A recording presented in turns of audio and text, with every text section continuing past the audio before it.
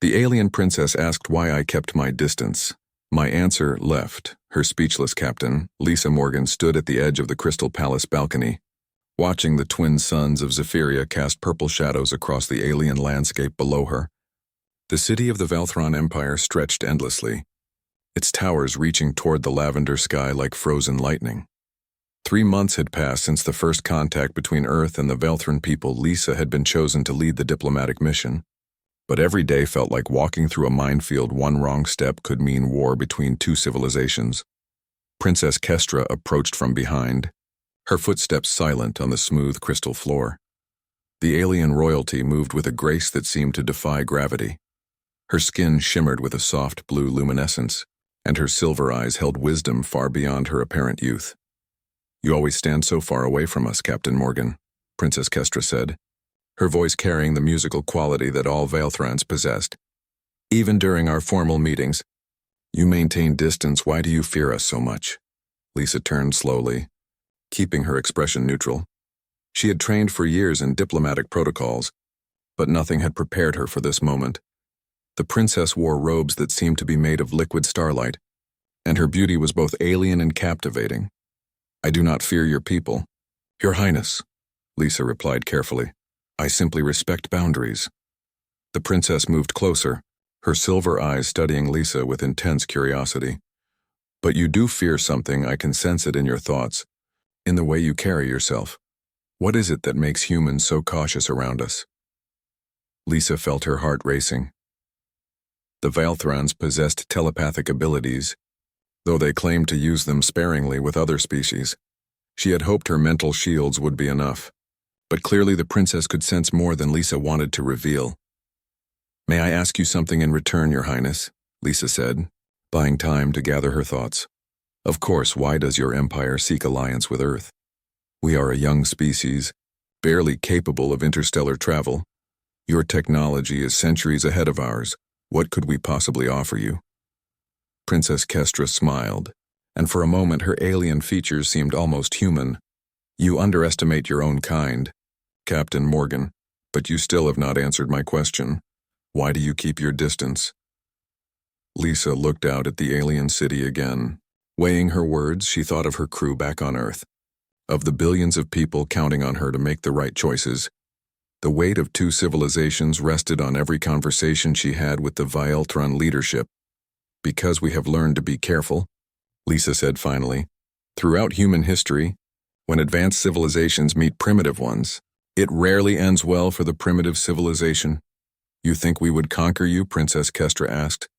Genuine surprise in her voice. "Not conquer," Lisa replied. "Something worse, we might lose ourselves trying to become like you. Your technology, your telepathy, your extended lifespans. Humans might abandon what makes us human in the pursuit of becoming Velthron." The princess was quiet for a long moment, processing this revelation. When she spoke again, her voice was softer, more thoughtful. "You fear cultural extinction. I fear that in trying to reach your level of advancement, we might skip the journey that makes us who we are," Lisa explained. "Every species needs to find their own path to the stars. If we simply copy yours, we become nothing more than pale imitations of Velthrons."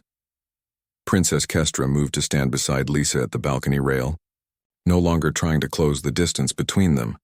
"Is that why you refused our offer to share our medical technology? Your people could eliminate disease, extend life by centuries, and in doing so, we might eliminate the drive that pushes us to grow stronger." Lisa said, "Humans have always been defined by our struggle against limitations. Death gives life meaning. Scarcity teaches us to value what we have. Disease has driven our greatest medical breakthroughs. But surely some suffering could be eliminated without losing your humanity." Lisa nodded slowly. "Perhaps, but how do we choose which struggles to keep and which to abandon? How do we know we are not trading our future strength for present comfort?" The princess turned to face Lisa directly, her silver eyes reflecting the light of the twin suns. "You speak of strength, but I see fear. What if your caution is just another form of weakness?" "Then that is a weakness we must overcome ourselves," Lisa replied without hesitation. "Not one you should solve for us." For several minutes, neither spoke. The alien city hummed with life below them, strange creatures flying between the crystal spires. Princess Kestra seemed to be weighing Lisa's words against something in her own mind. My father believes humans are too proud, the princess said eventually. He thinks your species will never accept help from others, that you will struggle alone until you destroy yourselves. He may be right, Lisa admitted, but if we do destroy ourselves, at least we will have done it as humans if we survive by becoming something else. Can we really call that survival? Princess Kestra laughed, a sound like silver bells. You are more alien to us than we expected. Captain Morgan. We have spent so long as the advanced civilization that we forgot what it was like to fear losing ourselves. Your people never faced this choice. We absorbed 12 other species into our empire over the millennia, the princess explained. Each time, we thought we were helping them advance, but now I wonder if we simply erased them. Lisa felt a chill that had nothing to do with the alien atmosphere. What happened to them? They became Velthron in all but genetics. Their cultures, their unique perspectives, their ways of thinking all gone, replaced by our ways. Princess Kestra's luminescent skin dimmed slightly. Perhaps that is why my father is so interested in humanity. You are the first species to recognize the danger and resist it. Is that why you really want an alliance? Lisa asked. Not for what we can offer you, but for what we refuse to become. The princess smiled again, but this time it was tinged with sadness. Perhaps we have become so uniform in our thinking that we have lost the ability to truly innovate. Your stubborn independence might be exactly what our empire needs to grow again.